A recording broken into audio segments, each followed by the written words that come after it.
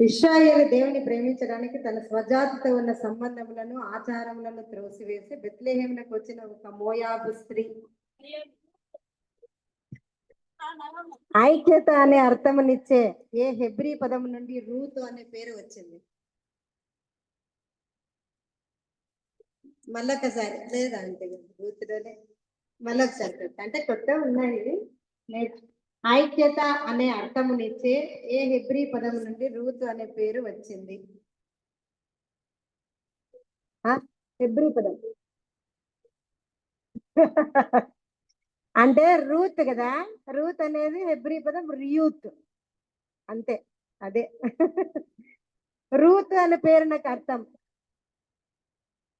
Correct answer.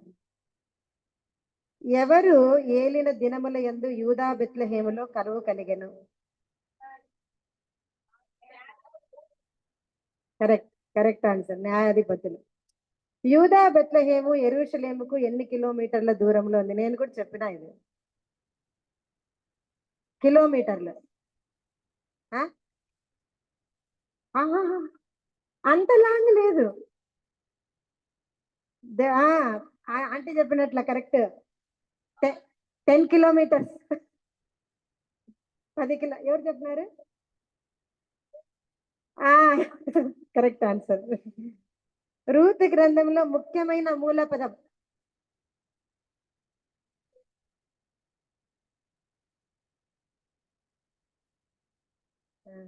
అని అంటే overall గా రూత్ గ్రంథము యొక్క మూల పదం అంటే అది కాదు.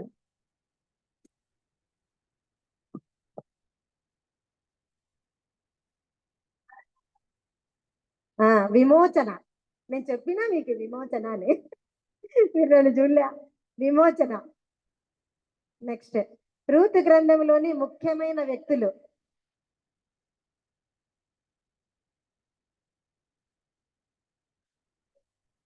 అంతేలే, మేము వాళ్ళంతా అవసరం లేదు, ముగ్గురే. Correct, correct. నయం, అంతే కరెక్ట్ ఆన్సర్. అమృతవల్ల అంటే రూత్ గ్రంథంలో ముఖ్య వచనం.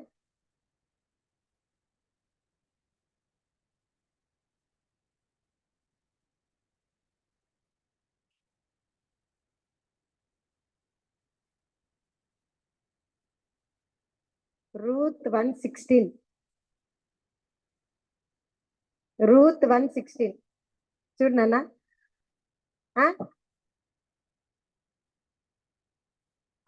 అది నిన్ను హత్తుకొని ఉంటానని చెప్పింది కదా, అది.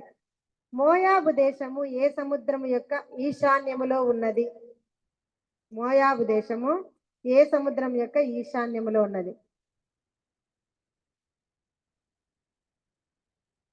కాదంటే మధ్యధర సముద్రం కాదు. గనిలే అసలు లేదు. ఆ గనిగా లేదు అప్పుడు.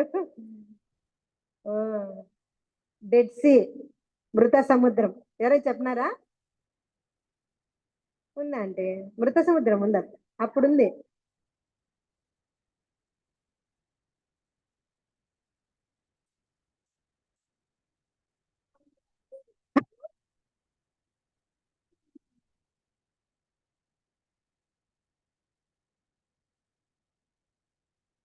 అంటే ఆన్సర్ ఏమంటే మోయాబు దేశము ఏ సముద్రం యొక్క ఈశాన్యములో ఉంది అన్నప్పుడు అది మృత సముద్రానికి ఈశాన్యంలో ఉంది అని అట్లా క్వశ్చన్ అది.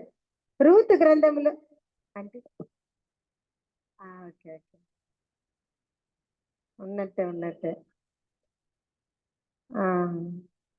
రూత్ గ్రంథములో మన విమోచకుడైన యేసుక్రీస్తుకు ముంగర్తుగా సూచింపబడి. ఎక్సలెంట్. బోయజ్ అనే పేరు నాకు అర్థము.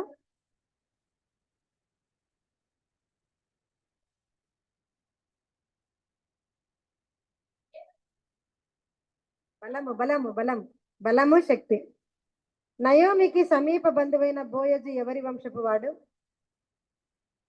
Correct, correct answer. నయోమి అనే పేరుకు అర్థం చేయదు. కరెక్ట్. దావీదు రాజు తండ్రి అయిన యెషై యొక్క తండ్రి పేరు? యెషై తండ్రి ఓబేదు. రూతు అనగా చెప్పిన ఇంక మళ్ళీ రిపీట్ అయినా ఇవి క్వశ్చన్స్ ఏనా? ఓకేనా, థ్యాంక్ యూ.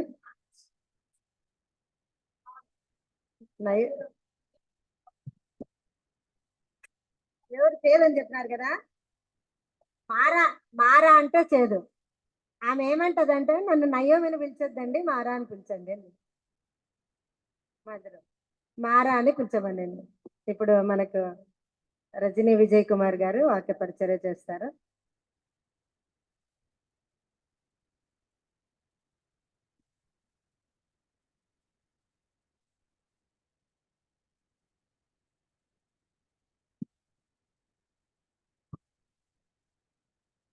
ప్రభువైన యేసుక్రీస్తు నామంలో చేరవచ్చిన అందరికీ నా వందనాలు తెలియజేస్తున్నాను.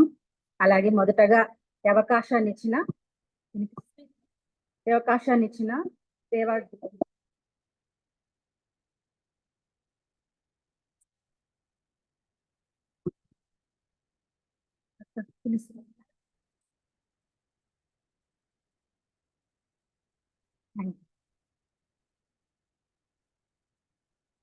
ప్రభువైన యేసుక్రీస్తు నామంలో చేరవచ్చిన అందరికీ నా వందనాలు. అలాగే ఈ అవకాశాన్ని ఇచ్చిన దేవాది దేవునికి మొదటగా నా వందనాలు తెలియజేస్తున్నాను.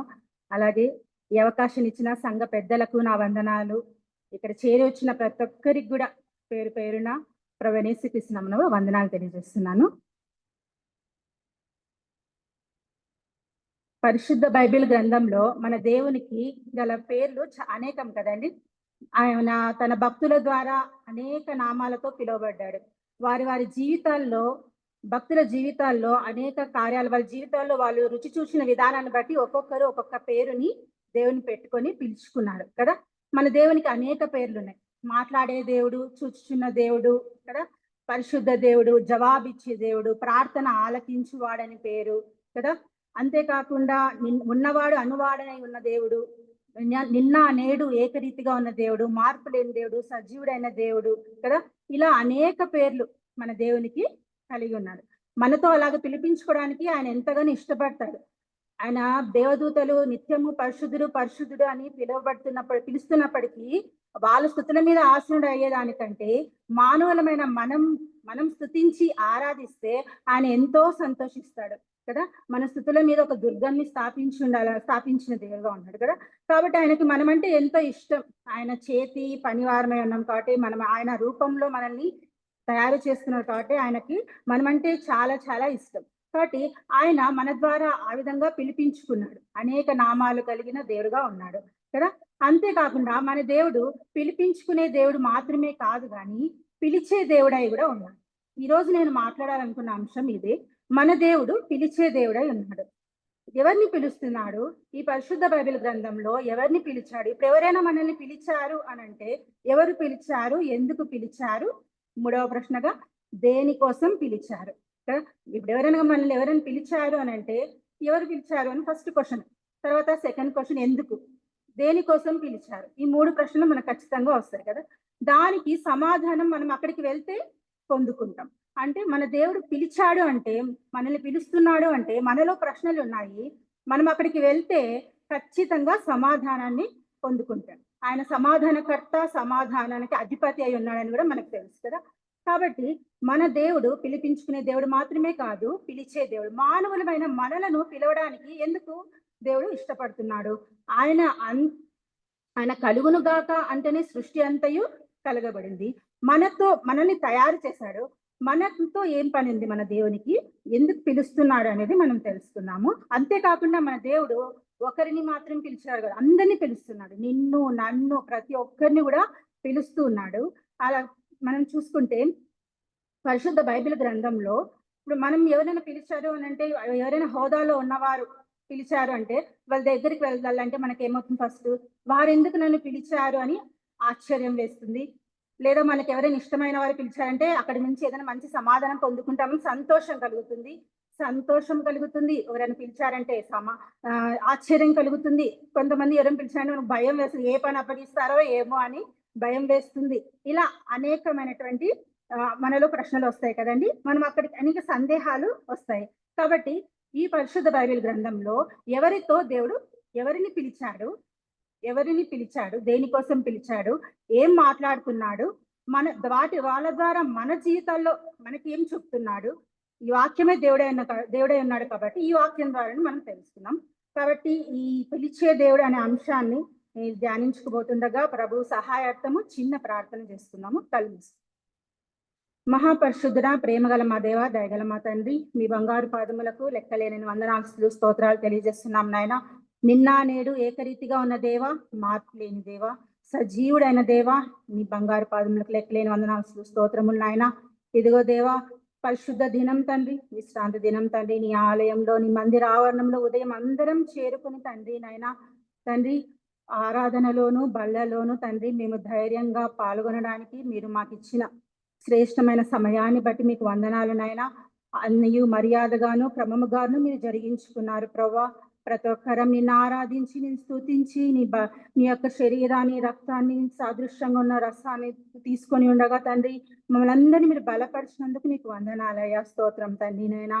ఇదో దేవా, సాయంకాల సమయంలో తండ్రి నైనా ఇలాగ స్త్రీలమైన మేమందరం ఇలా చిన్న సహవాసంగా చేరుకొని నీ సన్నిధానంలో తండ్రి కూర్చొని తండ్రి నైనా మేమందరం తండ్రి నైనా ఏర్పరచబడిన వారిగా ఉన్నాం ప్రభా నైనా. తండ్రి ఇలా చిన్న సహవాసంగా చేరుకొని నీ సన్నిధానంలో తండ్రి మేము కూర్చుని ఉండగా మీరు మాతో మాట్లాడండి ప్రభా. ఇదిగో నైనా నన్ను జ్ఞాపకం చేసుకోండి అయ్యా తండ్రి. నేనైతే ఏ యోగ్యత లేని దాన్ని ప్రభా నైనా, అర్హత లేని దాన్ని ప్రభా నైనా, అటువంటి నన్ను నైనా నీవు ఇలా నిలబెట్టినందుకు నీకు వందనాలు స్తోత్రాలు తండ్రి నైనా. నీవు నన్ను పిలుచుకున్న విధానం బట్టి మీకు వందనాలు స్తోత్రం తండ్రి. అర్హత లేని నన్ను, నీవు ఎన్నిక లేని జనానైనా నన్ను నైనా నీవు జ్ఞాపకం చేసుకొని తండ్రి ఈ సమయాన్ని నాకు ఇచ్చి ఉంటుండగా ప్రభా నేను సద్వినియోగం పరచుకోవడానికి తండ్రి మీ సహాయం కోసం నేను ప్రార్థిస్తున్నానయ్యా. మీ పరిశుద్ధాత్మ సహాయం నాకు కావాలి ప్రభా నైనా. నీ యొక్క తండ్రి నేను ఆత్మ సహాయంతో నన్ను నడిపించు ప్రభా. ఈ యొక్క సహవాసం యొక్క కూడిక ఆది అంతం నీవే నడిపించు ప్రభా నైనా. నా మాటల్లో, నా యొక్క తండ్రి నేను ధ్యాన అంశాల్లో తండ్రి నైనా మీరే మాట్లాడండి ప్రభా. మీరు మాట్లాడితే మాకు క్షేమం, మీరు మాట్లాడితే మాకు దీవెన, ఆశీర్వాదం ఉంటుంది ప్రభా. నన్ను నీ సిలువ చాటును మరుగుపరచయ్యానైనా నీ మాటలే ఉంచమని తండ్రి నాకు తెలిసిన కొద్ది మాటల్లోనైనా నేను నిన్ను ధ్యానించాలనుకుంటుండగా తండ్రి నేను కనబడకూడదు నాయన, నీవు మాత్రమే కనబడి తండ్రి నైనా తండ్రి ప్రతి ఒక్కరికి విడిచి వడ్డించలవన నాకును తండ్రి ఇక్కడ చేరి వచ్చిన అందరికీ నేను ఈ సమయాన్ని ఒక శ్రేష్టమైన సమయంగా మీరే సహాయం చేయమని వేడుకుంటున్నాను ప్రభా. ఇదిగో దేవా నైనా ఈ యొక్క శ్రేష్టమైన సమయాన్ని ఇచ్చినందుకు మీకు వందనాలు స్తోత్రములు తండ్రి నైనా. తండ్రి నైనా మరి ఉంటున్న వాక్యంలోనికి వెళ్తుండగా మీరే తండ్రి మాకు సహాయం చేయమని వేడుకుంటున్న ప్రభా.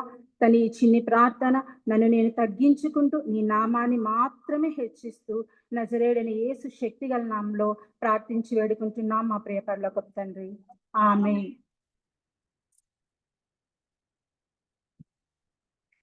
ఈరోజు నేను చెప్పాలనుకున్న విషయం అదే కదా, పిలిచే దేవుడు. మన దేవుడు ఎవరిని పిలిచాడు, పరిశుద్ధ బైబిల్ గ్రంథంలో ఎవరెవరిని పిలిచాడు అనేది మనం మొదటగా చూస్తున్నాము. మన మొదటి గ్రంథం ఆదికాండం 3వ అధ్యాయంలో, పాత నిబంధన గ్రంథం ఆదికాండం 3వ అధ్యాయంలో 9వ వచనంలో ప్రభువు పిలుస్తున్నాడు. చూడండి.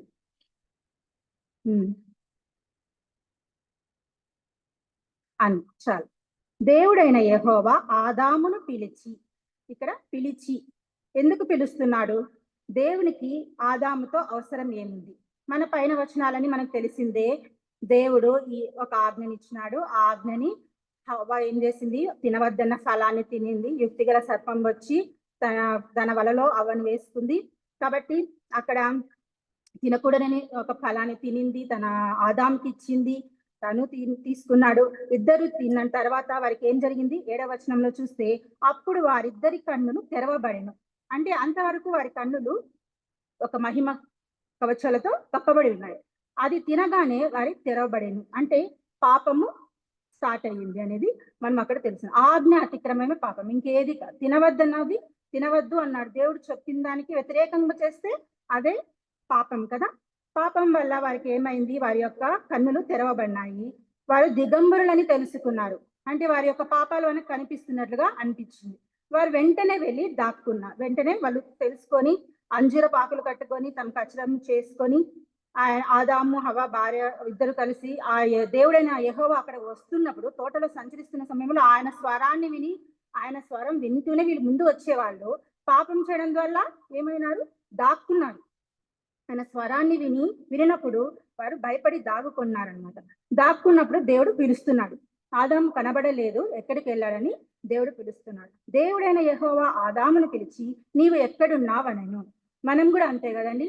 ఇప్పుడు మన పాపముల చేతను మన మన అపరాధముల చేత చచ్చిన వారమే ఉండగా మన దేవుడు కూడా పిలుస్తున్నాడు. ఎక్కడున్నావు నువ్వు, నా యుద్ధకు రా అని దేవుడు పిలుస్తున్నాడు. నువ్వు ఎక్కడున్నావు, నేను నీకు సమాధానం ఇస్తాను, నువ్వు ఎందుకు దాక్కున్నావు, నా యుద్ధకు రమ్మని దేవుడు ప్రతి ఒక్కరిని పిలుస్తున్నాడు. ఇలాగే ఇక్కడ ఆదాముని పిలిచి నీవు ఎక్కడున్నావు అని అడిగినప్పుడు నీ స్వరమును వినినప్పుడు దిగంబరిగా ఉంటిని గనుక భయపడి దాగుకొంటినా నేను.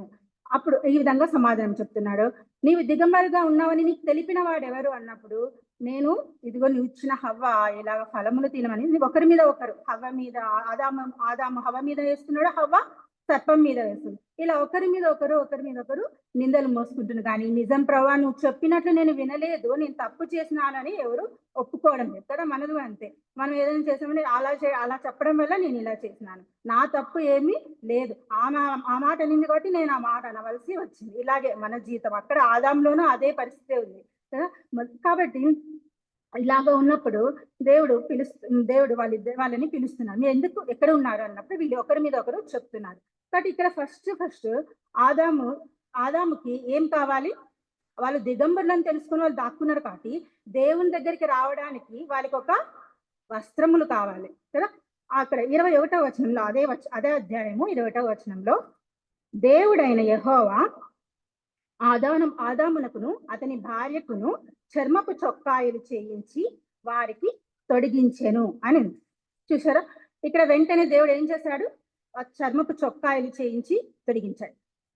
ఇవి ఏ వేటికి సాదృశ్యంగా ఉంది, రక్షణ వస్త్రాలు, నీతి వస్త్రాలుగా ఇక్కడ ఉంది. వారు స్వయంగా వారు చేసుకోలేరు.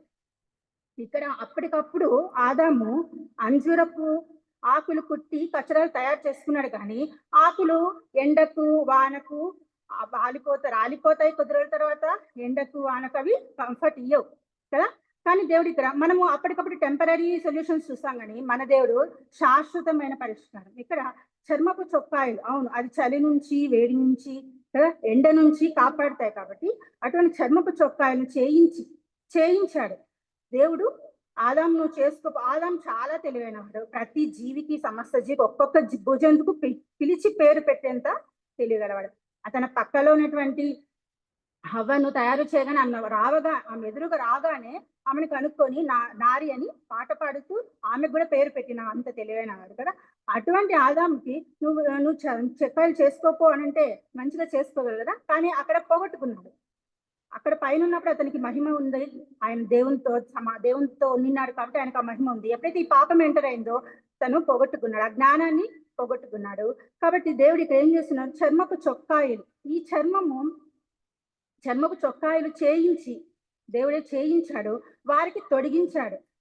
మనం ఎవరికి తొడిగిస్తామండి, మామూలుగా పిల్లలకు తొడిగిస్తాం. అలాగా పిల్లలకు లేదా వృద్ధులు ఎవరైతే వేసుకోలేని స్థితిలో ఉంటారో వాళ్ళకు తొడిగిస్తాం. అలాగే దేవుడు అప్పుడు ఏమైపోయినారు, వాళ్ళు పసిపిల్లల వల్ల అయిపోయినాడు. అంటే పాపం వల్ల వాళ్ళు ఏమైపోయినారు. ఇప్పుడే రక్షణ పొందినప్పుడు మనం కూడా బాప్తిసం పొందిన మన మీద గ్రేట్, అప్పుడే ఏమో ఇదైపోయినట్లు కాదు కదా. మనం కూడా శిశువుని పోలిన వారమే, ప్రతిరోజు ఎదుగుతూ రావాలని పౌలు గారు చెప్పినట్లుగానే ఈ విధంగా ఇక్కడ చర్మం చొక్కాయలు చేయించి వారికి తొడిగించాడు. ఈ విధంగా ఈ చర్మపు చొక్కాయలు దేనికి సదృశ్యంగా ఉన్నాయి ఇక్కడ అంటే ప్రభువైన యేసుక్రీస్తు వారు కూడా ఆయన తన శరీరాన్ని నలగొట్టుకున్నాడు. ఆయన శరీరము ఎంతగానో నలగొట్టడానికి యెహోవాకి ఇష్టం ఆయన కదా. ఇక్కడ చూసుకున్నాము యోహాను సువార్త 19వ అధ్యాయం 23-24. సైనికులు యేసుని సిలువ వేసిన తర్వాత ఆయన వస్త్రమును తీసుకొని ఒక్కొక్క సైనికుడికి ఒక్కొక్క భాగం వచ్చినట్టుగా 4 భాగములు చేసిరి. ఆయన అంగీని కూడా తీసుకొని కదా ఇక్కడ చీట్లు వేసినట్లుగా వస్త్రములు వారు పంచుకున్నట్లుగా ఉంది. అంతేకాకుండా మన ప్రభువైన యేసుక్రీస్తుని యెషయా గ్రంథంలో ఉంటుంది, ఆయన శరీరం నలుగొట్టబడెను, దున్నబడెను అని ఉంది కదా. ఆయన చర్మాన్ని అంతే కూడా పోగొట్టుకున్నాడు. ఆ చర్మపు చొక్కాయిలను చేస్తే మనం కూడా అంతే. ఆయన శరీరానికి సాదృశ్యంగా ఉదయమే మనం ఆరాధనలో పాల్గొన్నాము.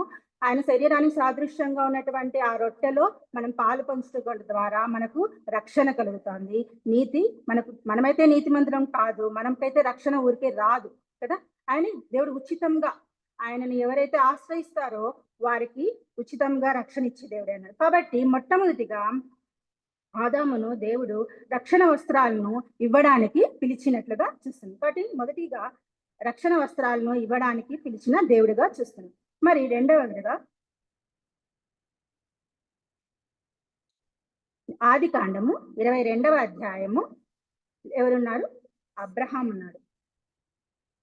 మొదటి వచనం, ఆ సంగతులు జరిగిన తర్వాత దేవుడు అబ్రహామును పరిశోధించెను. ఇక్కడ పరిశోధన కోసం పిలిచిన ఉంది కదా. ఎట్లనగా ఆయన అబ్రహామా అని పిలువగా అతడు చిత్తము ప్రభువా అనెను. అప్పుడు ఆయన, నీకు ఒక్కగానొక్కడైన నీ కుమారుణ్ణి అనగా నీవు ప్రేమించి ఇస్సాకును తీసుకొని మోరియా దేశమునకు వెళ్ళి అక్కడ నేను నీతో చెప్పబో పర్వతములలో ఒకదాని మీద దహన బలిగా అతనిని అర్పించుమని చెప్పెను.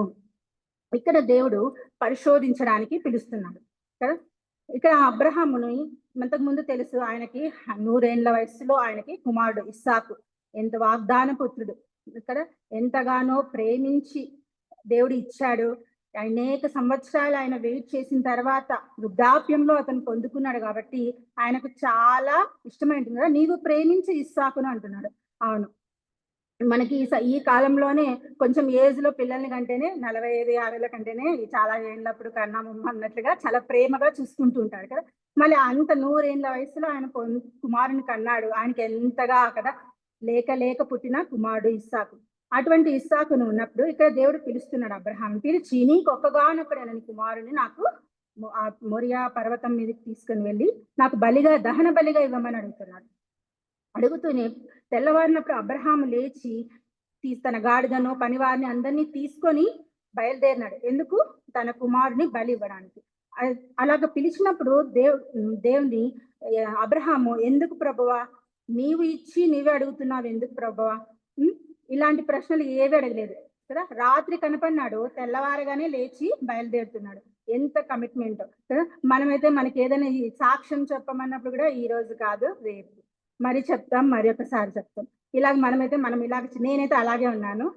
నాకు ఎప్పుడైనా కానీ అన్ని పోస్ట్పోన్ చేయాలని అనుకుంటూ ఉంటాను. కానీ అబ్రహాం చూసినప్పుడు ఎంతగా వెంటనే చిత్తం ప్రభు. అందుకే ఆయనకి అబ్రహాం అంటే ఆయన దేవుడికి చాలా ఇష్టం కదా. అబ్రహాము వెంటనే లేచి పనివారిని తీసుకొని కుమారుని తీసుకొని బయలుదేరినాడు. ఏదో ఉదయం బయలుదేరితే సాయంత్రం కల్లా చేరుకొని ఒక రోజులోనే సాయంత్రం కదా దేవుడు సమాధానం ఇవ్వలేదు కాదు. 3 రోజులు ప్రయాణం అయింది. ఇక్కడ చూడండి 4వ వచనంలో, 3వ నాడు అబ్రహాము కన్నులెత్తి దూరం నుండి ఆ చోటు చూచి 3 రోజులు ప్రయాణం అయినట్లుగా చూస్తుంది. 3 రోజులు ఆయనకి ఎంత మనసులో వేదన నింటుందో కదా. కుమారుడు ముందర వెళ్తున్నాడు, చేతిలో దహన అవన్నీ కట్టెలు పట్టుకొని వెళ్తున్నారు, అన్ని వెళ్తున్నారు. నా కుమారుడిని నేను ఇవ్వాల, ఆ పర్వతం మీద తీసుకుని ఆ ఎదురుగా చూస్తున్నప్పుడు ఇంత పెద్ద కుమారుడిని ఈ వయసులో నేను పొందుకున్న కుమారుడు, నా కుమారుడు, నేను ప్రేమించిన కుమారుడిని అనుకుంటూ వెళ్ళాడు. మళ్ళీ ఎలా వెళ్ళాడో మనకి తెలియదు కానీ కదా. ఆయన ఏం సనిగినట్టుగా లేదు, ఏం లేదు, దేవుడు చూచుకుంటాడు అనుకున్నాడు కదా. ఇక్కడ చూడండి, వారి పనివారితో ఆయన విశ్వాసం గొప్పది.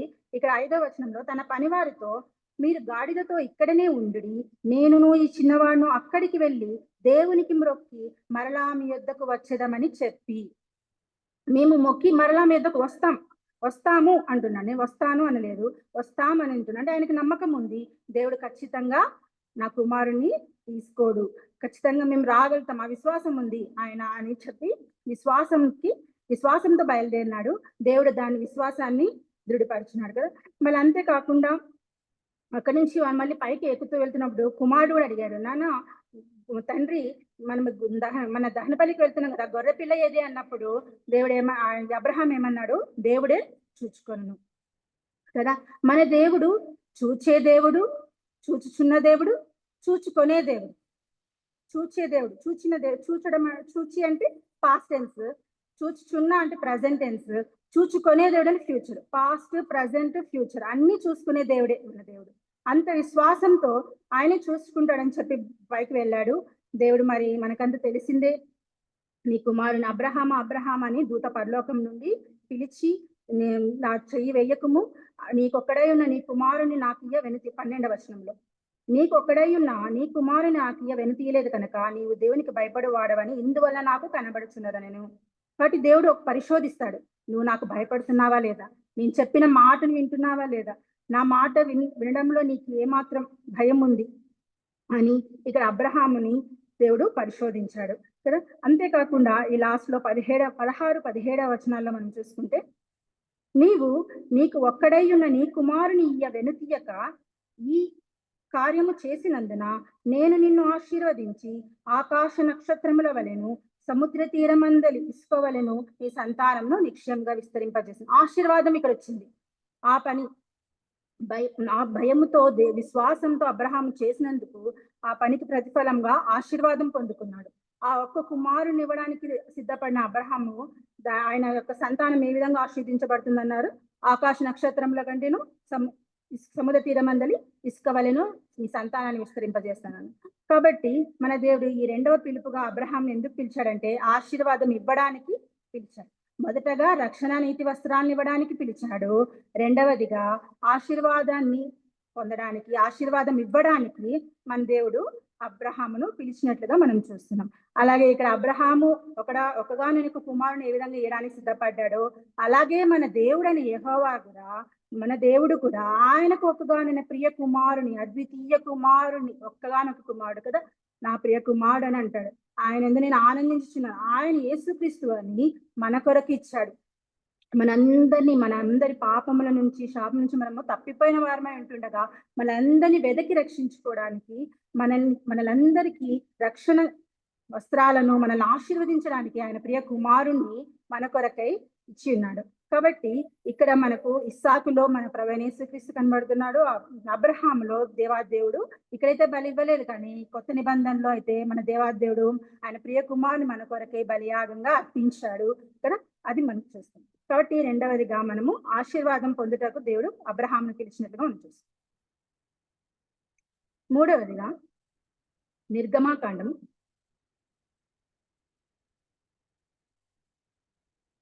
3వ అధ్యాయంలో మోషే గురించి. నిర్గమాకాండము 3వ అధ్యాయము 4వ వచనంలో, దానిని చూచుటకు అతడు ఆ తట్టు వచ్చుట యెహోవా చూచెను, దేవుడు ఆ పొద నడుమ నుండి మోషే మోషే అని అతనిని పిలిచెను. ఇక్కడ పిలుస్తున్నాడు. ఎవరిని పిలుస్తున్నాడు? మోషేని మనం 1-2 అధ్యాయాల అంతట్లో మనం చూసినాము. ఏమైంది? మోషే ఇక్కడ చిన్న పిల్లవాడిగా ఉన్నప్పుడే ఎన్నో అపాయములు కదా, అక్కడ మగ సంతానాన్ని చంపేయాలని ఫరో ఆజ్ఞించాడు. అక్కడి నుంచి బయటపడి ఫరో ఇంట్లోనే పెంచబడ్డాడు. ఫరో ఇంట్లో పెంచబడి ఫరో కుమార్తె దగ్గర పెరిగాడు.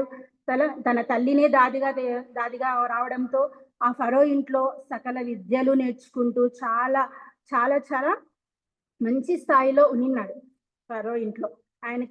ఆయనకి ఎంతో కంఫర్ట్ జోన్ లో ఉన్నాడు మోషే. అటువంటి కంఫర్ట్ జోన్ లో ఉన్నప్పుడు దేవుడు పిలుచుకున్నాడు. ఇక్కడ పిలిచినట్టుగా లేదు, కానీ ఇక్కడ తనకు ఇక్కడ 11-12 వచనాల్లో, ఆ దినముల్లో మోషే పెద్దవాడే తన జనుల యొద్దకు పోయి వారి భారమును చూచి, అప్పుడు అతడు తన జనులలో ఒక హెబ్రీయుని ఒక ఐగుప్తీయుని కొట్టగా, ఇదంతా మనం తెలిసిందే. అక్కడ వారి యొక్క హెబ్రీయుని కొడుతున్నప్పుడు ఇతనికి ఒక రకమైన బాధ కలిగింది. అక్కడ విడిపించడానికి చూశాడు, ఐగుప్తీయుని చంపేశాడు. తర్వాత అది తెలిసిన తర్వాత అక్కడ ఉండడం చాలా ప్రమాదకరం అనుకొని తెలుసుకొని తను అక్కడి నుంచి పారిపోయినట్లుగా మనం చూస్తున్నాం. అక్కడి నుంచి వచ్చి ఎక్కడికి వచ్చాడు? మిద్యాను దేశంలో ఉన్నటువంటి ఇత్రో ఇంటికి వచ్చాడు. ఇత్రో దగ్గర అక్కడ ఇత్రో మామ ఉన్నాడు. అక్కడ ఎవరు సిప్పోరాని వివాహం చేసుకున్నట్లుగా మనం చూస్తున్నాం. అక్కడ మామ యొక్క మందని మేపుచ్చు అక్కడ ఒక 40 years అక్కడ ఫరో ఇంట్లో ఒక 40 years గడిచిపోయింది. ఇక్కడ ఇత్రో మామ దగ్గర గొర్రెలు కాచుకుంటూ కూడా 40 ఏళ్ళు, అంటే మొత్తం 80 ఏళ్ళు ఇక్కడ గడిచిపోయినట్లుగా మోషే యొక్క జీవితాన్ని మనం చూస్తున్నాం. ఆ సమయంలో మోషేని పిలుస్తున్నాడు. మనము దీనికి సహాయకరంగా అపోస్తలులు 7వ అధ్యాయము 22వ వచనంలో ఉంది.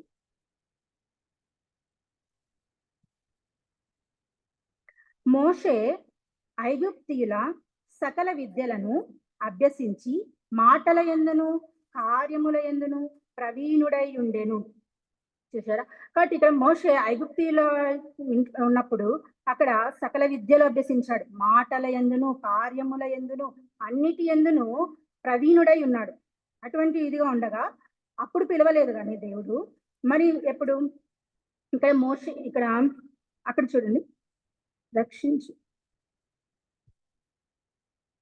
28వ వచనంలో, నీవు నిన్న ఐగుప్తిని చంపినట్లు నన్ను చంపదలుచుచున్నావా అని అతన్ని త్రోసివేసెను. మోషే ఆ మాట విని పారిపోయి మిద్యాను దేశంలో పరదేశి అయ్యింది. అక్కడ 2 కుమారులను కనెను.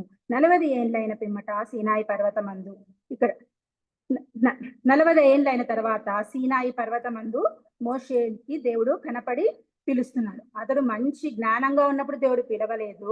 ఇక్కడ మిద్యాను యాజకుడైన ఇత్రో దగ్గర తన మామ మందను, గొర్రెల మందను కాచుచు ఆ గొర్రెల 40 years అలాగ గొర్రెల కాపరిగా ఉన్నాడంటే ఆయనకి ఇంకా మనుషులు ఉంటేనే మనం మాట్లాడుతుంటేనే మనకు మాటల్లోనూ అంత ప్రవీణత అన్ని కలిగిన వాడు ఈ గొర్రెలను కాచుకుంటూ గొర్రెలను మేపుకుంటూ తిరగడం ద్వారా మాటలు కూడా ఇదైపోయినాయి కదా. అందుకే నేను నత్తివాడనని చెప్తున్నాడు కదా, నోటి మాంద్యం గలవాడినని చెప్తున్నాడు.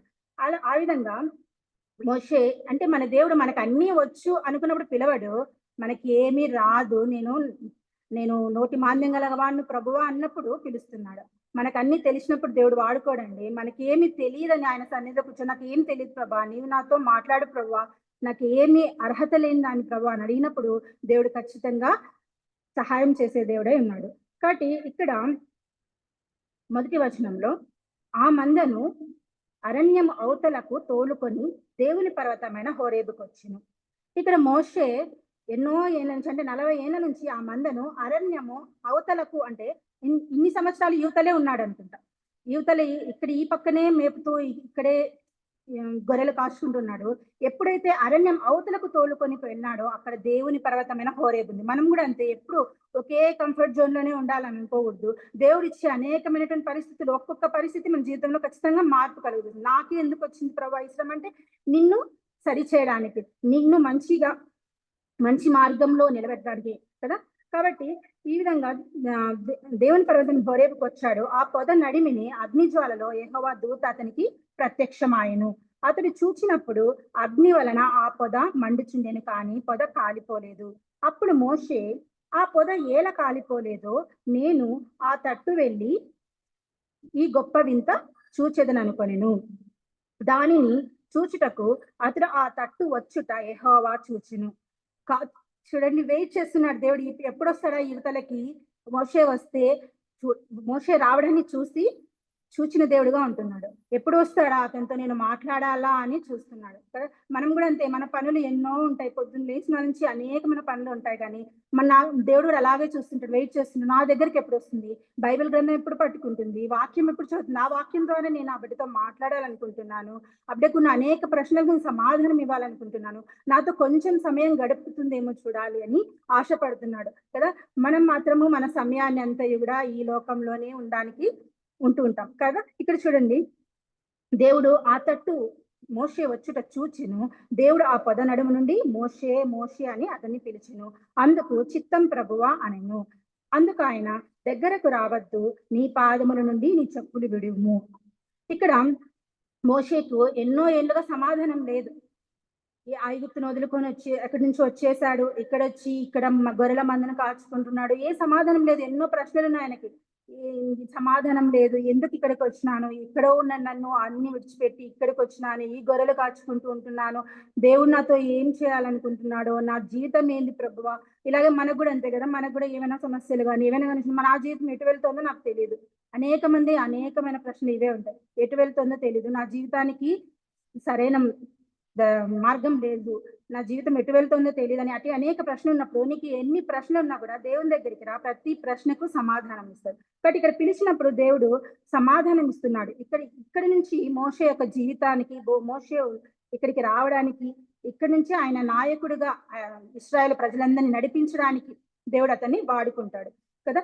కాబట్టి నీవు విడుము, నీ చెప్పులు విడుము అంటే ఇక్కడ ఈ లోకం కొన్ని విడిచిపెట్టాలి. దేవుడు దేవుని యొక్క పనులు చేయాలి, దేవుడు చెప్పే పనులు చేయాలి అన్నప్పుడు, ఆయన కొన్ని విడిచిపెట్టమన్నప్పుడు నీవు విడిచిపెట్టాలి. ఆయన పరిశుద్ధ స్థలానికి వచ్చి నువ్వు ఆయన సన్నిధిలో కూర్చొని ఆయన దగ్గర నువ్వు గోజాడి అడిగితే దేవుడు నీకు సమాధానం ఇచ్చే దేవుడు అన్నాడు. ఇక్కడి నుంచి మోషే యొక్క జీవితం అంతా మారిపోతుంది. ఇశ్రాయేలు జనాంగాన్ని నడిపిస్తాడు. ఫరో దగ్గరికి వెళ్ళి ధైర్యంగా వెళ్ళి మాట్లాడతాడు. ఆ ప్రజలందరినీ విడిపిస్తాడు. అనేక ఆశ్చర్య కార్యాలు కదా. మోషే ఎంతగా బలహీన స్థితిలో ఉన్నాడు. నాకు ఏమి రాదు, ఈ గొర్రెలు కాచుకుంటే ఇంతే ఇంకా నా జీవితమా అని అనుకుంటాడు కదా. నిజంగా అలాగే మనం పడిపోయిన స్థితిలో ఉన్నప్పుడు, లేవలేని స్థితిలో ఉన్నప్పుడు, మనం తగ్గించుకుంటూ బలహీన స్థితిలో ఉన్నప్పుడు మన దేవుడు బలపరిచే దేవుడు అన్నాను. ఇప్పుడు ఈ మధ్యన ఎక్కువ ఫేమస్ అయిన సాంగ్ అది స్థిరపరచువాడను. నేను అది పాడుకుందాము. స్థిరపరచువాడను పరచువాడవు, పడిపోయిన చోటే నిలబెట్టువాడవు, మెచ్చువాడవు, హెచ్చించువాడవు, మా పక్షము నిలచి జయమిచ్చువాడవు. ఏమైనా చేయగలవు, కథ మొత్తం మార్చగలవు, నీ నామముకి మహిమంతా తెచ్చుకొందువు. ఏమైనా చేయగలవు, కథ మొత్తం మార్చగలవు, నీ నామముకి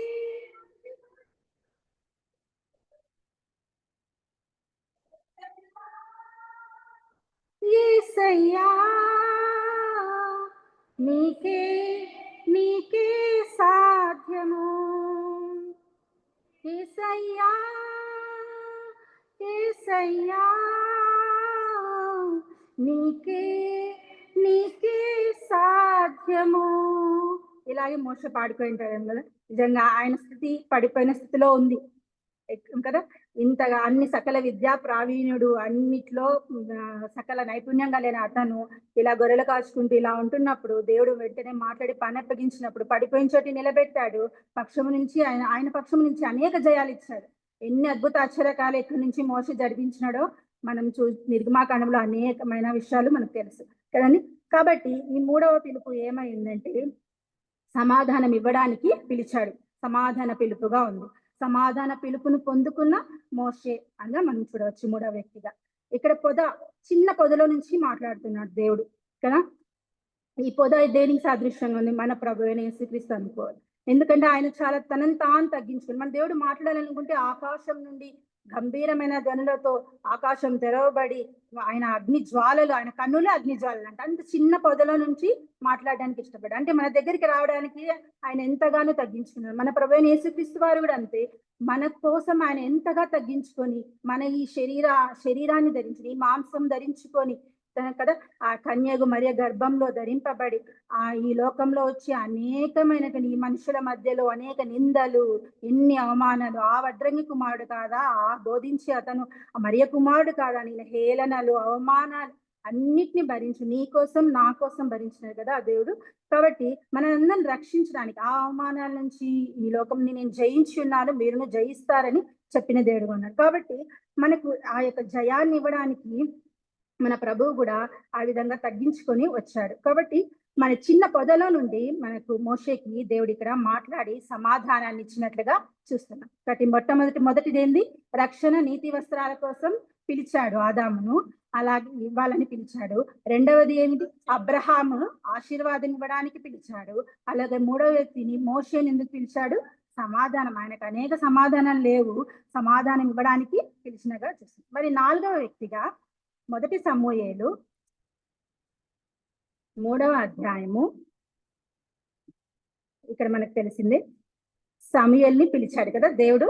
3 సార్లు పిలిచాడు. బాలుడైన సమూయేలు, నేను మొదటిలోని బాలుడైన సమూయేలు ఏలి ఎదుట యెహోవాకు పరిచర్య చేయుచు ఉండెను. ఆ దినములలో యెహోవాకు ప్రత్యక్షమగుట అరుదు కదా. అరుదుగా ఉంది. ఎందుకంటే మనకు పైన 2వ అధ్యాయం అంతా తెలుసు. ఏలి కుమారులు హోఫ్ని, ఫినేహాసు వారిద్దరు చాలా భయంకరమైన యాజకుల కుమారులు అయినప్పటికీ తప్పిపోయినారు, మార్గం తప్పిపోయినారు. ఇక్కడ 2వ అధ్యాయము 22వ వచనంలో మనం చూసుకుంటే ఏలి బహు వృద్ధుడాయను, ఇశ్రాయేలీలకు తన కుమారులు చేసిన కార్యములన్నీ వారు ప్రత్యక్షపు గుడారం యొక్క ద్వారం దగ్గరకు సేవ చేయుటకు వచ్చిన స్త్రీలతో శయనించుటకు మాట చెవిని పడగా కదా. ఈ విధంగా ఇంత భయంకరమైన పాపంలో వాళ్ళు ఉన్నారు. ఈ ఏలి తన కుమారులను పెంచడంలో తప్పిపోయినట్లుగానే మనం చూస్తున్నాం. ఆయన వృద్ధుడైపోయినాడు, ఆయన బహు స్థూలకాయుడైపోయినాడు. ఇంకా ఏం వాళ్ళ మాట వినేటటువంటి స్థితిలో లేరు ఇద్దరు కుమారులు. ఇటువంటి భయంకరమైన స్థితిలో ఉంటుండగా దేవుడు ఎదురు చూస్తూ ఉన్నాడు. ఇక్కడ అసలు ఆ దినములో యెహోవా ప్రత్యక్షం అవడం అరుదుగా ఉందంట. దేవుడు మాట్లాడడం మానేశాడు. మన దేవుడు ఏమి లేదు, మనతో మాట్లాడడం మానేస్తాడు. అదే మనకు పెద్ద పనిష్మెంట్. మన దేవుడు ఏదో శాపాలు ఇచ్చి నువ్వు ఇట్లయిపోవుగాగా అట్లయిపోవుగానే దేవుడు కాదు, కానీ సైలెంట్ అయిపోతాడు. మన జీవితాల్లో ఇంకా అప్పుడు అపవాది ఎంటర్ అవుతాడు అనుకోవాలి. దేవుడు సైలెంట్ అయిపోతే ఎంతో బాధ. ఈ విధంగా ఏలి దగ్గర మాట్లాడడం మానివేశాడు దేవుడు. యాజకుడని ఏలితో మాట్లాడడం మానివేశాడు. అప్పుడు ఈ అప్పుడే ఆ స్థితిలోనే ఎల్కానా భార్య అయిన హన్నా వచ్చింది. దేవుడు ఆమె హృదయాన్ని చూశాడు, ఆమె గర్భాన్ని వాడుకోవాలని ఆశపడ్డాడు. ఆ హన్నా ప్రార్థన ద్వారా సమూయేలు ఆమెకు గర్భఫలంగా ఇచ్చాడు. ఆమె చెప్పిన విధంగానే దేవునితో నిబంధన చేసిన రీతిగానే ఆమె పాలు విడిచినప్పుడు వెంటనే కుమారుని తీసుకుని వచ్చి ఆ మందిరంలో విడిచిపెట్టింది కదండి. ఆ విధంగా పాలు మానిపించిన వెంటనే ఆ కుమారుని అక్కడికి ఇచ్చింది, ప్రతిష్ఠించింది, వెళ్ళిపోయింది. అక్కడ బాలుడైన సమూయేలు ఎదుగుచు రోజు అక్కడ ఏలి దగ్గర సేవ చేస్తూ పరిచర్య చేస్తూ ఉన్నాడు. పరిచర్య చేస్తూ ఉన్నప్పుడు దేవుడు చూచాడు. ఇక్కడ 4వ వచనంలో పిలుస్తున్నాడు, 6వ వచనంలో పిలుస్తున్నాడు, 8వ వచనంలోనూ పిలుస్తున్నాడు. 3 సార్లు పిలుస్తున్నాడు. పిలుస్తున్నప్పుడు గుర్తించలేకపోయినాడు. బాలుడు కదా, బాలుడైన మనం పెద్దవాళ్ళమైన మనల్ని కూడా దేవుడు ఎవరైనా పిలిస్తే మనకే అర్థం కాదు. వాక్యం ద్వారా ఇప్పుడు మాట్లాడడం అంటే దేవుడు వాక్యం ద్వారానే మాట్లాడతారు. దేవుడు కొన్ని విషయాలు చెప్తున్నప్పుడు ఇది అది కాదా ఇది అని అనుకుంటున్నాడు. కాబట్టి ఇక్కడ బాలుడైన సమూయేలు ఎవరు పిలిచారు అని అనుకుంటున్నాడు. ఇక్కడ చూడండి, ఫస్ట్ 4వ వచనంలో యెహోవా సమూయేలును పిలిచాను, అతడు చిత్తమండి నేనున్నానని చెప్పి ఏలి దగ్గరికి వెళ్ళి, ఏలి పిలుస్తున్నాడేమో ఎవరు పిలుస్తారా ఈ సమయంలో అని చెప్పి వెళ్ళి ఏలిని అడిగినాడు. ఏలి నేను నిన్ను పిలవలేదు, పోయి పడుకోపని. 2వ మారు వచ్చినాడు, 2వ మారు పిలిచినాడు, నేను పిలవలేదు నువ్వు పడుకోపని 2వసారి కూడా చెప్పాడు కదా. మరి 3వ మారు చెప్పినప్పుడు ఏలికి అర్థమైంది, ఇది దేవుని స్వరమై ఉన్నట్లుంది, ఈ బాలుడికి వినపడుతుంది కదా. అక్కడ ఏలితో మాట్లాడడం మానివేశాడు. ఇక్కడ వచ్చి సమూయేలుతో మాట్లాడడానికి ఇష్టపడ్డాడు. సమూయేలును పిలవగా ఇప్పుడు యెహోవా నీ దాసుడు ఆలకించుచున్నానని ఆజ్ఞ ఇమ్మని చెప్పమని చెప్పాడు సమూయేలుతో. ఏలి ఆ విధంగా చెప్పాడు. చెప్తే వెంటనే 10వ వచనంలో తరువాత యెహోవా ప్రత్యక్షం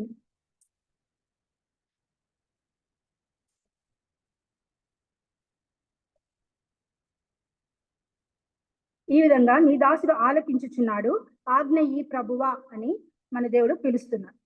ఇక్కడ ఎందుకు పిలిచాడు అనంటే ఆయనను ఒక దేవుని పక్షముగా మాట్లాడడానికి ఎవరు లేరు కాబట్టి దేవుడు పిలుస్తున్నాడు. మధ్యవర్తిగా ఎవరు లేరు. ఇక్కడ దేవునికి ప్రజలకు మధ్యవర్తిగా అప్పుడు కాలంలో ఎవరిని ప్రవక్తల్ని నియమించేవారు కదా. అలాగా ఏలి లేడు కాబట్టి దేవుడు ప్రవక్తగా ఎవరిని పిలుచుకోవాలనుకున్నాడు, సమూయేలుని పిలుచుకోవాలని. నాకు మధ్యవర్తిగా నీవు ఉండు, నేను నీతో మాట్లాడే మాటలు నీవు ఈ ప్రజలతో మాట్లాడు, ఈ ప్రజలకు చెప్పు అని ఇక్కడ దేవుడు తన పనులను జరిగించుకోవడానికి కాబట్టి సమూయేలును పిలుచుతున్నట్టుగా చూస్తున్నాం. కాబట్టి 4వ పిలుపుగా ప్రవక్తగా ఉండుటకు పిలుపును పొందిన సమూయేలుగా మనం చూసుకోవచ్చు. దానికి సహాయకరంగా ఇక్కడ 20వ వచనంలో ఉంది. కాబట్టి సమూయేలు, అదే 3వ అధ్యాయము 20వ వచనం. కాబట్టి దాని మొదలు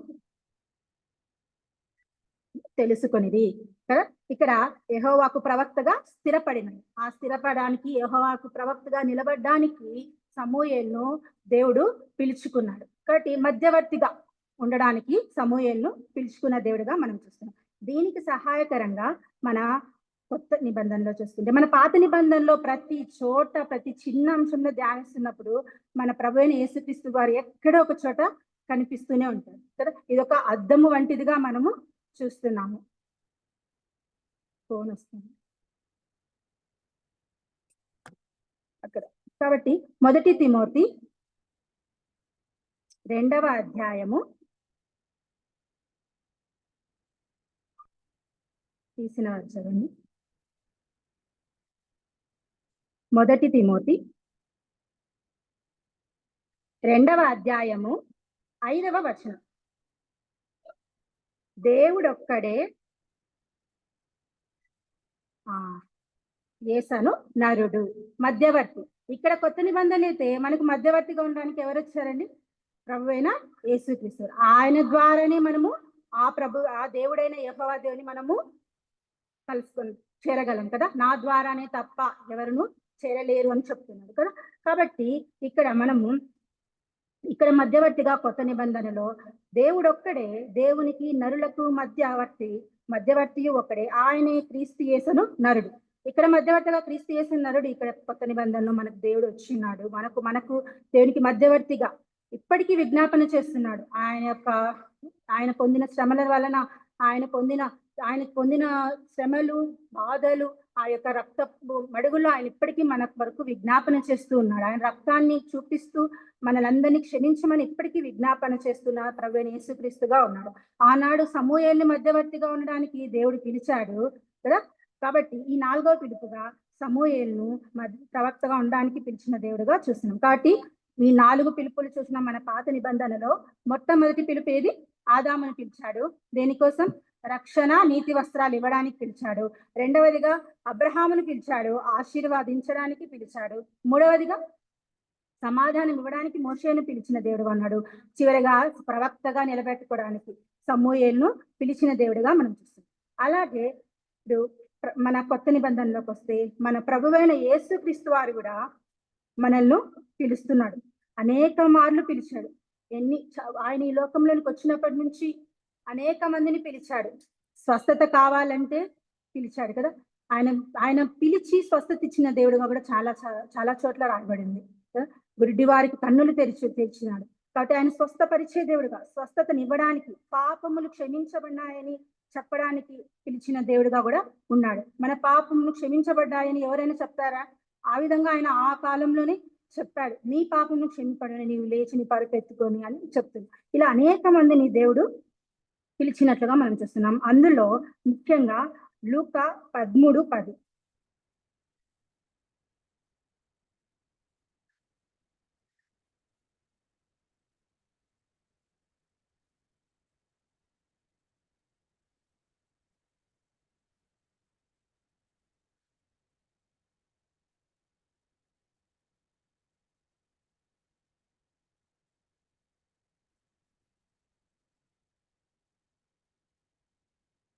చాలండి. ఇక్కడ 12వ వచనంలో యేసు ఆమెను చూచి రమ్మని పిలిచి, ఆమె ఏమి దేవుని దగ్గర నాకు ఇది ఉంది అని చెప్పినట్లుగా లేదు, కానీ ఆయన దగ్గర, ఆయన జన సమూహంలో ఆమె ఉంది. ఆయన దగ్గరికి మనం వచ్చినప్పుడు మనలో ఏ బలహీనత ఉన్నా కూడా దేవుడు పిలిచి స్వస్థపరిచే దేవుడుగా ఉన్నాడు. నాకు స్వస్థత కావాలని కొంతమంది అడిగి పొందుకున్నారు. ఇక్కడైతే మనం చూస్తున్నట్లయితే ఆమె నడుము వంగిపోయి ఎంత మాత్రము చక్కగా నిలవబడలేక ఉండేను.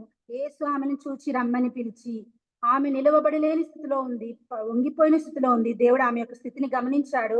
ఆయనే పిలుస్తున్నాడు. యేసు ఆమెను చూచి రమ్మని పిలిచి, అమ్మ, నీ బలహీనత నుండి విడుదల పొంది ఉన్నావని ఆమెతో చెప్పి ఆమె మీద చేతులుంచగానే ఆమె చక్కగా నిలబడి దేవుని మహిమపరిచెను. చూసారా? కాబట్టి మన అవసరత ఏదై ఉందో కూడా మన దేవునికి తెలుసు. మనం అడగకనే మన అవసరతలు తీర్చేదేవుడు. అడుగుడి ఇవ్వబడి అన్నాడు. అడగకనే అవసరతలు తీర్చే దేవుడుగా కూడా ఉన్నాడు కదా. కాబట్టి ఇక్కడ మనం చూస్తే ఆమెను ఎందుకు పిలిచాడు? ఆమెను స్వస్థతనివ్వడానికి. ఆమె నిలవలేని స్థితిలో ఉంటుండగా, ఆమె తనకు తానుగా నిలవబడలేని స్థితిలో ఉంటుండగా ఆమెకు స్వస్థత కావాలి. ఫస్ట్ ఏం కావాలి? స్వస్థత కావాలని ఆమెను పిలిచి స్వస్థతనిచ్చాడు. ఇంకా కొన్ని చోట్లయితే నీ పాపమును క్షమించబడింది. నీకు ఫస్ట్ ఏది కావాలి? నీ పాపాలు క్షమించబడితేనే నీకు స్వస్థత. నీ విశ్వాసమే నేను స్వస్థపరిచిన అని కూడా అనేక సార్లు. ఈ విధంగా ప్రతి ఒక్కరిని దేవుడు పిలిచి స్వస్థపరిచాడు. అనేక చోట్ల ఎన్ని ఉపమానాల్లోనైనా ఎక్కడైనా కానీ దేవుడు పిలిచి వారిని స్వస్థపరిచినట్లుగా, పాపములు క్షమించబడ్డాయని చెప్పినట్లుగా కూడా మనం చూస్తున్నాం. కాబట్టి మన ప్రభువు స్వస్థపరచడానికి పిలిచే దేవుడై ఉన్నాడు కదా. పాపములు క్షమించబడ్డాయి అని చెప్పడానికి పిలిచే దేవుడుగా ఉన్నాడు. రక్షించుకొనుటకు పిలిచే దేవుడుగా ఉన్నాడు. మరి 2వదిగా లూకా 19వ అధ్యాయము 5వ వచనంలో జక్కయ్య,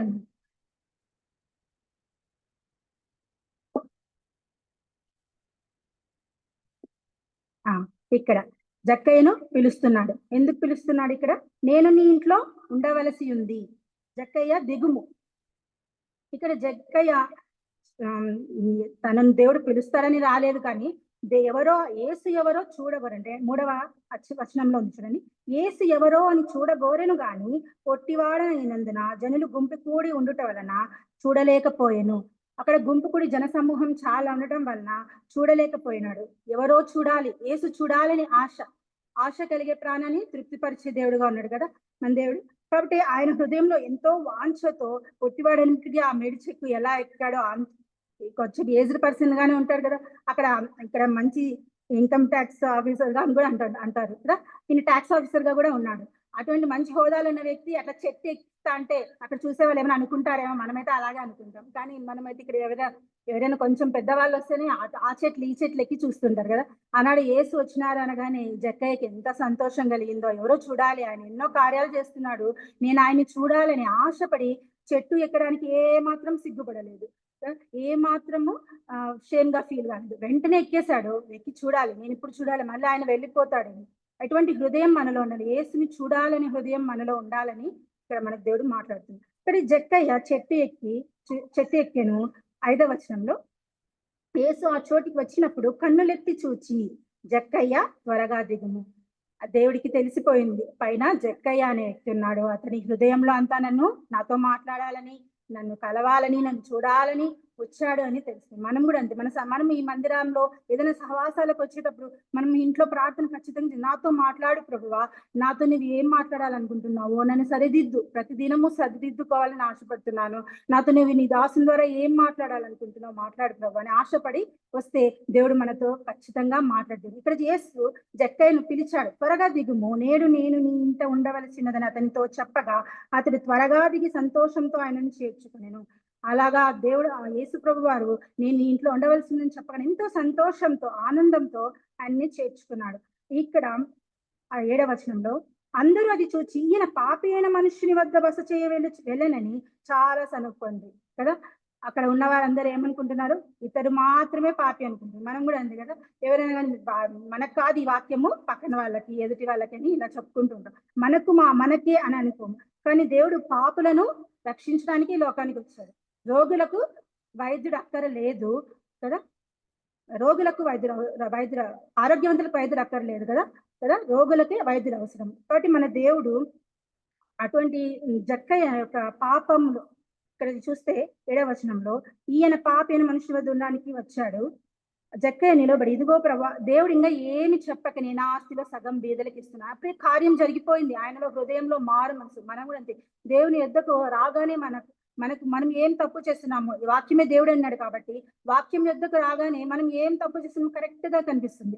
మనం ఇది తప్పు చేస్తున్నాం, నువ్వు దిద్దుకో అని దేవుడు మాట్లాడుతున్నప్పుడు వెంటనే సరిదిద్దుకున్నాడు. ఇక్కడ వెంటనే సరిదిద్దుకున్నాడు. రేపు మళ్ళీ చూద్దాంలే అని అనుకోలేదు, వెంటనే దేవునితో కూడా చెప్తున్నాడు. ఇక్కడ యేసుతో కూడా చెప్తున్నాడు, ఇదిగో ప్రభువా, నా ఆస్తిలో సగం బిదులకి నేను ఎవరిదైనా అన్యాయంగా తీసుకునేలా అతనికి 4 మరలా చెల్లించునని ప్రభుతో చెప్పాడు. వెంటనే ఒప్పుకున్నాడు. పాపపు ఒప్పుకోలు, నేను ఈ తప్పు చేశాను అంతే కదా. పాపము ఒప్పుకునే వాడిని వర్ధిల్లుతాడని తెలుసు. అతిక్రమం దాచిపెట్టేవాడు వర్ధిల్లాడు, కానీ పాపం ఒప్పుకునేవాడు వర్ధిల్లుతాడని మన ప్రభు చెప్పినాడు. కాబట్టి ఆయన అప్పుడే వెంటనే తనను తాను సరి చేసుకోవడానికి ఎంతో ఇష్టపడుతున్నాడు. దేవుని ఒక్కసారి యేసుని దగ్గర నుంచి చూడగానే, ఆయన హృదయంలో చేరగానే కార్యం జరిగిపోయింది. ఆయన వెంటనే తన పాపంను, తన యొక్క పరిస్థితులన్నిటినీ దిద్దుకోవాలని చూస్తున్నాడు కదా. ఇక్కడ జక్కయ్యను దేవుడు ఎందుకు పిలిచాడంటే రక్షణ కొరకు. ఆయనకు రక్షణ లేదు, మారు మనస్సు లేదని చెప్పి రక్షించుకోవడం కోసము దేవుడు పిలిచినట్లుగా మనం చూస్తున్నాం. ఇక్కడ 10వ వచనం చూస్తే నశించిన దానిని వెతికి రక్షించుటకు మనుష్య కుమారుడు వచ్చినని అతనితో చెప్పాను. అంతే కదా. మనమైతే మనం వెతకలేదు, మన దేవుడు ఎవరు, మనం రక్షించేవారు ఎవరని వెతకలేదు, కానీ ఆయనే మనల్ని వెతికి రక్షించుకున్నాడు. నేనైతే ప్రేమించలేదు కానీ ఆయనే నన్ను ప్రేమించాడు, నేనైతే దేవుని వెతకలేదు కానీ ఆయనే నన్ను వెతికి పిలిచి రక్షించుకున్న దేవుడు అన్నాడు. ఇది నిజంగా ఆయనకి ఎంత ప్రేమ అంటే, మనల్ని ఎంతగా ప్రేమిస్తారంటే, నా కుమారులు కుమార్తెలు నా స్నేహితులు ఎంత ప్రేమ కదా. ఈ లోకంలో ఎవ్వరూ ప్రేమించలేరు. తల్లిదండ్రుల ప్రేమ ఈ లోకంలో ఉన్నంత వరకే ఉంటుంది, భర్తల మధ్య అనురాగం ఉన్నంత వరకే, అన్నదమ్ముల మధ్య అనురాగం, ఇవన్నీ కాదు, కానీ శాశ్వతమైన ప్రేమతో నేను ప్రేమించున్నాను. ఈ విధంగా ప్రేమించే దేవుడు మన దేవుడు. కాబట్టి జక్కయ్యను పిలిచి రక్షణ ఇవ్వాలని, ఆ ఇంటికి రక్షణ ఇవ్వాలని, మారు మనస్సు ఇవ్వాలని, ఆ యొక్క ఇంటినంత రక్షించుకోవాలని దేవుడు జక్కయ్యను పిలిచినాడు. కాబట్టి రక్షణ కొరకు పిలిచినట్లుగా మనం చూస్తున్నాం. మరి అదే విధంగా మూడవగా యోహాను సువార్త 20వ అధ్యాయము 15 20వ అధ్యాయము 15, 16, 20, 15, 16 అదే.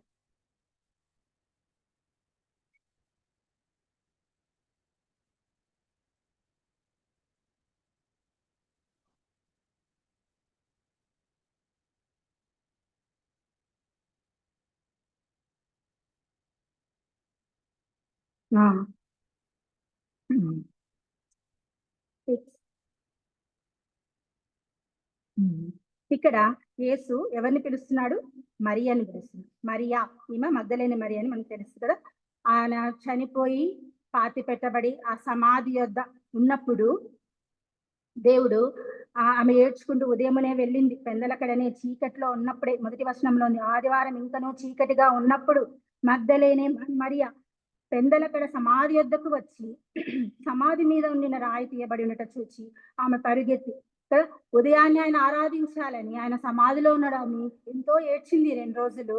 దేవుణ్ణి ఉదయాన్నే కలుసుకోవాలని ఆరాధన హృదయంతో దేవుని యొక్క సమాధి దగ్గరికి వచ్చింది. వచ్చి ఇక్కడ ఆ సమాధి మీద ఉన్న రాయి తీయబడి ఉండట ఆమె చూచి బాధపడింది. ఎవరో ఎత్తుకొని పోయినారు నా ప్రభుని అని.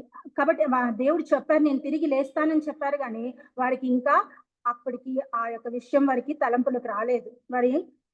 వారు దేవుని యొక్క మరణాన్ని చూచారు, ఆయన చనిపోయాడు అయ్యో అని చాలా వేదనలో ఉన్నారు. కాబట్టి వారికి దేవుడు చెప్పిన మాటలు గుర్తుకు రాలేదు. కాబట్టి ప్రభువారు చెప్పిన మాటలు గుర్తుకు రాలేదు.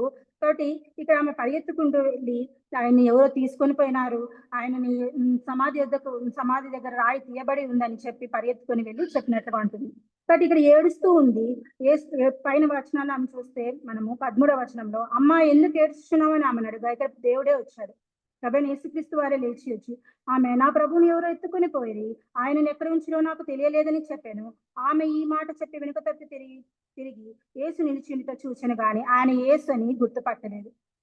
ఇక్కడ ఆమె యేసు అని దేవుణ్ణి గుర్తుపట్టలేదు. కాబట్టి దేవుడే అంటున్నాడు, అమ్మ నువ్వు ఎందుకు ఏడ్చున్నావు అని అడిగినప్పుడు ఆమె ఏమని చెప్పింది, ఆమె అతను తోటమాలి అనుకున్నా, అయ్యా నీవు ఆయనను మోసుకొని పోయిన ఆయన ఎక్కడ ఉంచితువో నాకు చెప్పుము అని ఆయనను అడుగుతున్నట్లుగా చూస్తుంది. అప్పుడు కాబట్టి ఇక్కడ దేవుడు పునరుత్థానానికి ఒక సాక్షిగా ఉండడానికి మరియను పిలిచినట్లుగా మనం చూస్తున్నాం. ఆయన పునరుత్థానం తిరిగి లేచాడు. తిరిగి లేచినప్పుడుగా మొట్టమొదటిగా ఈ స్త్రీకి కనపడినాడు కదా. కాబట్టి దీని ద్వారా మనకు దేవుడు ఏం చెప్తున్నాడంటే, స్త్రీలు పురుషులు వేరుగా కాదు. పురుషులు కొరకు కనపడింటే ఆయన ఒకరు మాత్రమే సువార్త చెప్పాలనేటట్లుగా ఉండేదేమో, కానీ దేవుడు ఈమెను సువార్తికురాలుగా నువ్వు వెళ్ళి కూడా విషయాన్ని చెప్పు అనేటట్లుగా ఇక్కడ 18వ వచనంలో ఉంది. మగ్దలేనే మరియ వచ్చి నేను ప్రభువుని చూచితినని ఆయన నాతో ఈ మాటలు చెప్పానని శిష్యులకు తెలియజేశాను. ఇక్కడ 17వ వచనం కూడా చెప్తాడు. యేసు ఆమె వెంటనే ఆయన స్వరాన్ని కనుక్కుంటుంది. రబ్బూని హెబ్రూ భాషలో పిలుస్తుంది, అంటే బోధకుడా అని అర్థం అనుంది. యేసు ఆమెతో నేను ఇంకనూ తండ్రి యొద్దకు ఎక్కిపోలేదు గనుక 17వ వచనం, నన్ను ముట్టుకొనవద్దు, అయితే నా సహోదరుల యొద్దకు వెళ్ళి నా తండ్రియు మీ తండ్రియు నా దేవుడును మీ దేవుడినైనా వాని యొద్దకు ఎక్కిపోవచ్చున్నానని వారితో చెప్పుమనెను. వారితో నువ్వు చెప్పు అని మరియకు ఒక ఆర్డర్ గా చెప్తున్నాడు. నువ్వు వెళ్ళి చెప్పు, ఈ మాటలు నువ్వు చూసిన వాటిని వెళ్ళి సహోదరుల యొద్దకు వెళ్ళి నువ్వు చెప్పమని చెప్తున్నాడు.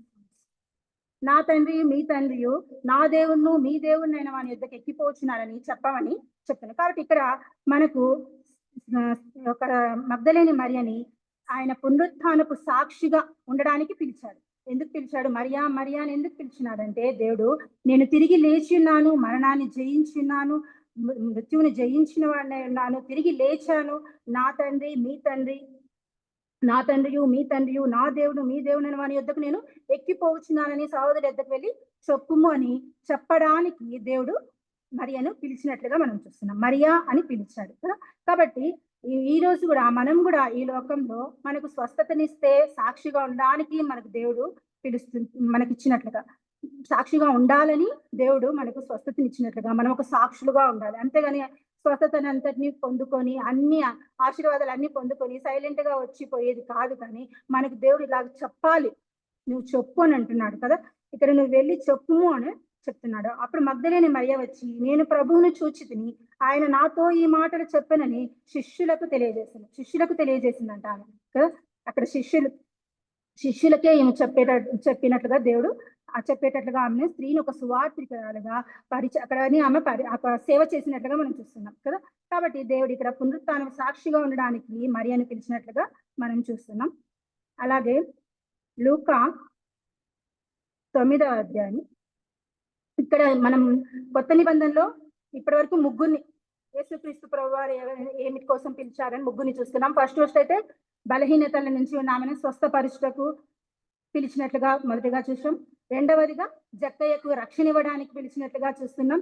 మూడవదిగా మగ్దలేని మరియను సాక్షిగా సువార్తికురాలుగా తన సేవ చేసి తన యొక్క పునరుత్థానపు సాక్షిగా ఉండడానికి మగ్దలేని మరియను పిలిచిన దేవుడిగా మనం చూస్తాం. ఈ విధంగా యేసుక్రీస్తు వారు ఈ ముగ్గురిని మాత్రమే కాదు, నేను తీసుకున్న అంశాల్లో ఈ ముగ్గురిని చూస్తాం.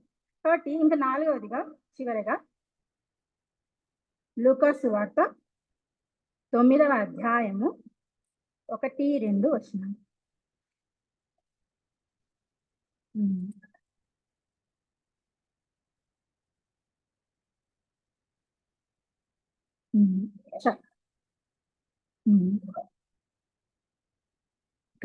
ఇక్కడ ఎందుకు పిలుస్తున్నాడు? శిష్యులను పిలిచి ఏమిచ్చాడు వారికి? సమస్తమైన దయ్యముల మీద శక్తిని, అధికారమును, రోగమును స్వస్థపరచు వరమును వారికి అనుగ్రహించి దేవుని రాజ్యమును ప్రకటించుటకును రోగులను స్వస్థపరచుటకును వారిని పంపెను.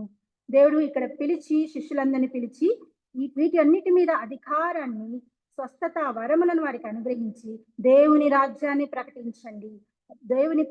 ప్రకటించాలి, రోగులను స్వస్థపరచండి అనేటువంటి ఒక అధికారాలని ఈ శిష్యులందరికీ ఇచ్చినట్లుగా చూస్తున్నాం. వారందరినీ పిలిచి ఈ వరాలను ఇచ్చినట్లుగా మన దేవుడు చూస్తున్నాం. మనల్ని కూడా అంతే. మనం అందరం ఇలా రక్షింపబడినాము. అనేక మంది కదా, పిలువబడిన వారు అనేక మంది ఉండొచ్చు, ఏర్పరచిన వారు కొందరే కదా. ఇక్కడ మనం వచ్చిన మేమందరం ప్రత్యేకంగా ఇక్కడ వచ్చి చేరుకున్నాము. ఇక్కడ ఉన్నాము అంటే ఆయన దయ, ఆయన కృప, ఆయన పిలుచుకున్నాడు కాబట్టి మనం అంతాను. అనేక మంది రక్షణ లేక, ఈ మారు మనసు లేక, దేవుడు ఒక సమాధానం లేక, దేవుడు అంటే ఎవరో తెలియక అనేక మంది చెట్లకు, రాళ్లకు, వాటికి పూజిస్తూ ఉంటున్నారు కదా. కానీ మనకైతే దేవుడు నిజమైన దేవుడు, చూచిన దేవుడు, మాట్లాడే దేవుడు, పిలిచే దేవుడు ఎన్నో ఉన్నాయి ఆయన కదా. కాబట్టి ఇక్కడ ఆయన పిలిచి ఆయన మన జీవితంలో కార్యాలు చేసిన వాటిని బట్టి మనం సాక్షులుగా నిలబడాలి. అలాగే ఆయన తన 12 మంది శిష్యుని పిలిచి సువార్త ప్రకటించేవారిగా కూడా ఆయన పిలుస్తున్నాడు. అంతేకాకుండా మార్కు 16:16లో ఉంది కదా, సర్వలోకమునకు వెళ్ళి సర్వ సృష్టికి సువార్తను ప్రకటించుడి. మనం సువార్త ఎందుకు ప్రకటించాలంటే అది ఆజ్ఞయే ఉంది, ఆర్డర్ చెప్పారు. మన దేవుడు ఆర్డర్ ఇచ్చారు కాబట్టి మనము చేయాలి. ఇక్కడ పిలిచి కూడా మనకు ఇక్కడ 12 మంది శిష్యులను మాత్రమే కాదు, అందరినీ పిలిచి యేసుక్రీస్తు అందరికీ ప్రభు సమస్తమైన జనులందరినీ పిలుస్తున్నాడు. నా యుద్ధకు రండి, నేను మీకు విశ్రాంతిని ఇస్తానంటున్నాడు. సర్వలోకంలోని సర్వ సృష్టికి సువార్తను ప్రకటించమని చెప్తున్నాడు. కాబట్టి అంతేకాకుండా మార్కు 6వ అధ్యాయం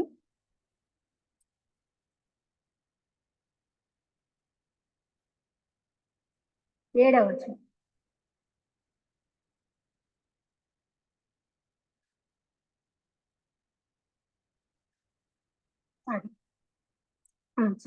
ఇక్కడ 12 మంది శిష్యులు ఇక్కడ కూడా రాయబడింది. మార్కు సువార్తలో కూడా రాయబడింది, అక్కడ లూకా సువార్తలోనూ రాయబడింది, మార్కు సువార్తలోనూ రాయబడింది. 12 మంది శిష్యులంతా నిద్రపరిచి ఇద్దరిద్దరుగా పంపుచు అపవిత్రాత్మ వారికి అధికారం ఇచ్చి, మీరు వెళ్ళండి, నా యొక్క పని చేయాలని, ప్రయాణం కొరకు చేతికర్రను తప్ప రొట్టెనైనను జాలనైను సంచిలో సొమ్మునైను తీసుకొనక చెప్పులు తొడుక్కునుడనియు 2 అంగీలు వేసుకొనవద్దనియు వారికి ఆజ్ఞాపించాను. ఈ విధంగా మీరు సువార్త ప్రకటించాలి అని ఆ యొక్క శిష్యులను పిలిచి చెప్తున్నాడు.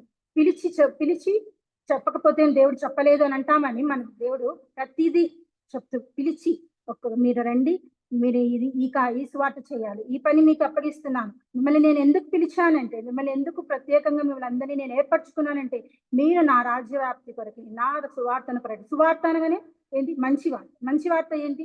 నీ కోసం నా కోసం ఆ ప్రభువు ఈ లోకానికి వచ్చి మన కోసం ఆయన ప్రాణం పెట్టి మన యొక్క పాపాలు శాపాలకి మనము పాతాళానికి నరకానికి వెళ్ళవలసిన వారమే ఉంటుండగా మన దేవుడు మనల్ని వెతికి రక్షించుకున్నాడు. ఆయన ఆశ్రయించిన వారికి ఏ శిక్షా విధి లేకుండా ఆయనను మనం రక్షించిన దేవుడు అన్నాడు. ఆయన ఆశ్రయిస్తే మనకు సమాధానము దొరుకుతుంది అని చెప్తుంటాడు. కాబట్టి ఈ విధంగా దేవుడు నిత్య జీవానికి వెళ్ళడానికి ఒక మార్గాన్ని చెప్పడానికి ఈ విధంగా శిష్యులను సువార్త కొరకు పిలిచిన దేవుడిగా మనం చూస్తున్నాం. అంతేకాకుండా 1 కొరింథీ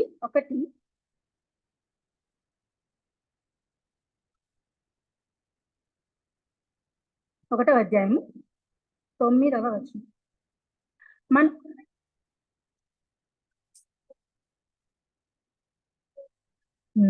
మనల్ని పిలిచిన దేవుడు ఎటువంటి వారంట? నమ్మదగిన దేవుడు.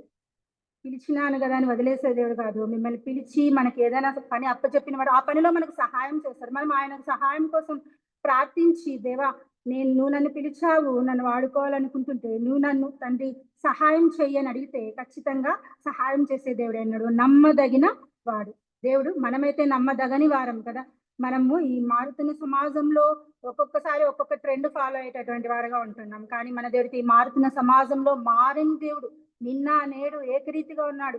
అప్పుడు ఏ విధంగా ఉన్నాడో ఆ మాటలు ఇప్పటికీ కూడా ఏ మాత్రం పొల్లైనను కూడా ఎవరైనా మన గ్రంథంలో అనేక మంది తప్పులు చూపించాలని చూస్తున్నప్పటికీ మన దేవుడికి కనబట్టలేకపోతున్నాం కదా.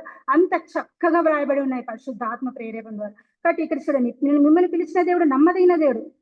మన ప్రభువైన యేసుక్రీస్తును తన కుమారుని సహవాసంకు మనం ఏ విధంగా సహవాసం, ఆయన కుమారుని సహవాసంకి వచ్చిన మనం అందరం కూడా నమ్మదగిన మనలందరినీ పిలిచిన దేవుడు నమ్మదగిన దేవుడై ఉన్నాడని మనం చెప్తున్నాం. అలాగే ఇదే అధ్యాయము 26, 27.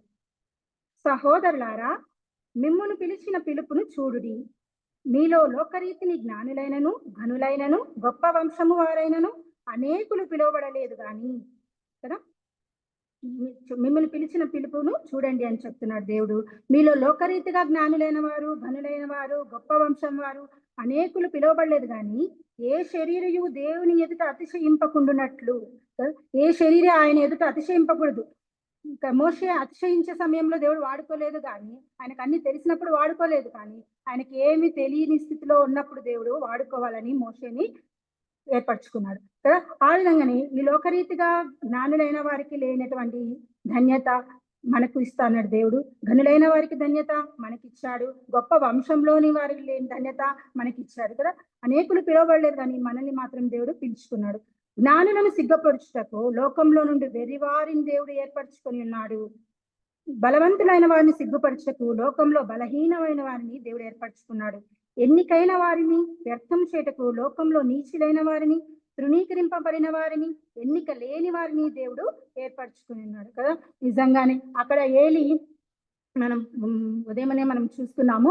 దేవారం అంకుల్ మాట్లాడుతూ ఏమన్నాడు, 2వ అధ్యాయం సమూయేలు 2వ అధ్యాయంలో, నేను నన్ను గనపరచువారిని నేను గనపరుస్తాను, నన్ను తృణీకరించేవారు తృణీకారం ముందు. ఏలి తృణీకరించాడని అక్కడ చెప్తున్నాడు కదా.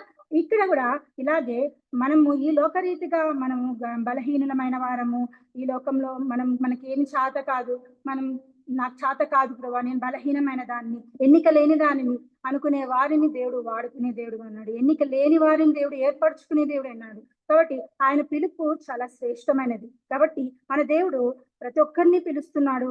ఎవరైతే కష్టాల్లో ఇరుకులు ఇబ్బందులు ఉన్నారో వారిని కూడా పిలుస్తున్నాడు. వారికి సమాధానం ఇవ్వడానికి పిలుస్తున్నాడు కదా. ఈ విధంగా కొత్త నిబంధన గ్రంథంలో మనం నలుగురిని చూస్తున్నాం. ఎవరెవరు? స్వస్థతనివ్వడానికి పిలిచే దేవుడుగా, పాపాలను క్షమించబడ్డా ఆయన పిలిచిన దేవుడుగా ఉన్నాడు. 2వదిగా జక్కయ్యకు రక్షణ ఇవ్వడానికి పిలిచిన దేవుడుగా ఉన్నాడు. 3వదిగా నా పని చేయమని సువార్త ప్రకటించిన ఒక సాక్షిగా, పునరుత్థానకు సాక్షిగా ఉండడానికి మగ్దలేని మరియని పిలిచాడు.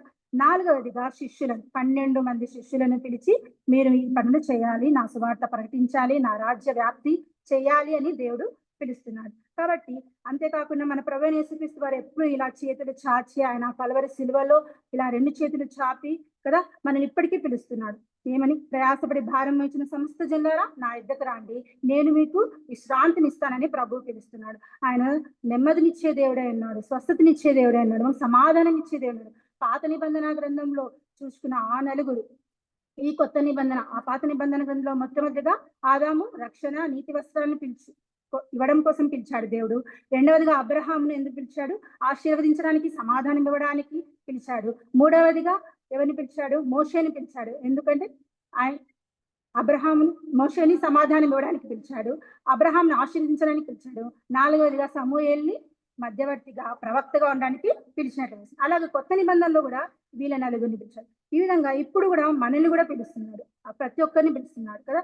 మిమ్మల్ని పిలిచిన పిలుపుకు తగిన రీతిగా కదా, మనకి మీరు ఏర్పరచబడిన వారై, ఏర్పరచబడిన వంశమై, రాజులైన యాజక సమూహముగా, ఈ విధంగా మనల్ని ఇంత ఇదిగా పిలుస్తున్నాడు. రాజులైన యాజక సమూహంగా, ఇంత ధన్యత, మిమ్మల్ని పిలిచిన పిలుపుకు తగిన రీతిగా ఆయన మనకి ఏదైతే పిలిచి ఇక్కడ పని ఇస్తున్నాడో ఈ లోకంలో, ఆ పనిని తగిన రీతిగా మన జీవితంలో ఆయన చేసిన కార్యాలను చెప్పడమే ఆయన యొక్క సువార్త. మనం పొందుకున్న ఆశీర్వాదాలను ఇతరులకు చెప్పడమే ఆయన మన జీవితంలో మనకు చేసినటువంటి ఆ యొక్క పాపం నుండి, మారు మనస్సు నుంచి మనకి ఇచ్చినటువంటి మారు మనస్సు జీవితాల గురించి ఇతరులకు చెప్పడమే సువార్త కదా. అనేక మందిని చూస్తుంటాం, ఎంతో మంది ఎంతో భయంకరమైన జీవితాన్ని జీవించిన వారుగా ఉంటారు. దేవుని నమ్ముకోగానే ఇంతగా ఒక అన్యులు వెంటనే దేవుడు వాళ్ళ జీవితాల్లో కార్యాలు చేయడం ఫస్ట్ సాక్షులుగా వచ్చేది వాళ్ళే కదా. మనం పుట్టుకతో క్రైస్తవులు అయినప్పటికీ సాక్ష్యం చెప్పాలంటే అంతగా ఏం ఇష్టపడమేమో కానీ, అన్యులు మాత్రం ఫస్ట్ ఎవరైనా కానీ వాళ్ళు నిజంగా వాళ్ళ జీవితంలో చిన్న కడుపు నొప్పి వచ్చినా కానీ, కడుపు నొప్పి చిన్న స్వస్థపడదు.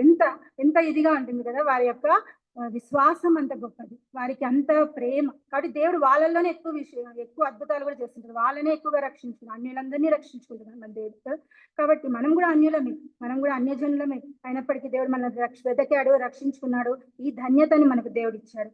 ఆయన పిలుపుకు మనం లోబడి, ఆయన పిలుపుకు మనం విధేయత ఇవ్వాలి. ఆయన ఎందుకు పిలిచాడో ఆయన పిలుపుకు తగిన రీతిగా మనం విధేయత కలిగి, ఆయన మనకి ఈ లోకంలో అప్పగించినటువంటి పనిని మనం చక్కగా నిర్వర్తించి, ఆయన మన కొరకే నీతి కిరీటాన్ని, జీవ కిరీటాలని ఏర్పరిచింది. పని ఇచ్చిన వాడు కిరీటాలు కూడా ఏర్పరచుకున్నాం, మనకు గిఫ్ట్లు కూడా ఏర్పరచుకున్నాం కదా. మీ ప్రతి ఒక్కరికి వాని క్రియలు చొప్పున వారికి జీతం సిద్ధపరిచున్నాడంట దేవుడు. కాబట్టి ఆ జీతాన్ని సిద్ధపరిచిన దేవుడు మనకి ఇవ్వాలని ఎంతో ఆశపడి మనల్ని పిలిచినగా, మనం ఆ పిలుపుకు తగిన రీతిగా మనం ఈ లోకంలో మన దేవుడు ఎందుకు పిలిచాడు, మనల్ని ఎందుకు మనకు సమాధానం ఇవ్వడానికి, మనకు రక్షించడం, మన రక్షణ, మారు మనసు ఇవ్వడానికి ఈ లోకంలో మనం పిలిచినాడని మనం తెలుసుకొని మనం ఆయన్ని ఆరాధించి స్తుతించవలసిన వారమే ఉన్నాము. నాకు ఇచ్చిన చిన్న సమయాన్ని బట్టి మీకు అందరికీ నా వందనాలు. Thank you.